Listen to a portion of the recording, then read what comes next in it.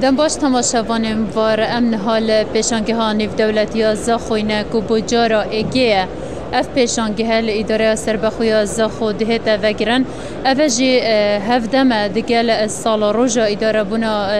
سربخوی زاخو کو د 4 سال بوریدا زاخو ببو اداره کا سربخو به مرمجی افروکیا پیشانگه ها نیف دولتی زاخو هاتیه وگرن اگج بازرگان و سرپرشتن اوی پیشانگه مهندس سالار احمد گلمه دایه بله امام مستطب و مدابا دیار کرن رول اوان پیشانگهان بو پتر پیش و برنا آبوریا کردستانی چیب تایبتی جی الزاخو شکداری حوال گلمه دا راستی رول و پیشانگه ها گلگ فره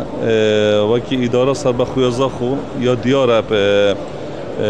وقت باجره که کون استراتژی بو حرم کردستان و نزدیک بو بو دولت ترکیه و دولت سوریه و دولت عراق سنتر سه دولت گلک گرینگن هبونا وان جور پیشانگه حال اداره سربخوی زاخو راستی گرینگی که زور مزنه چکو وقت باجر زاخو یه برنیاز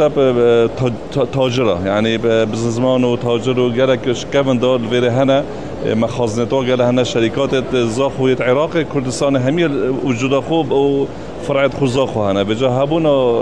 پیشانگه که به شکل وی کوالیتی باجر زاخو گرینگی که زور مزنه های لیکن نزیبون که مزنه بو همی بزنزمان و تاجرت کردستان و عراق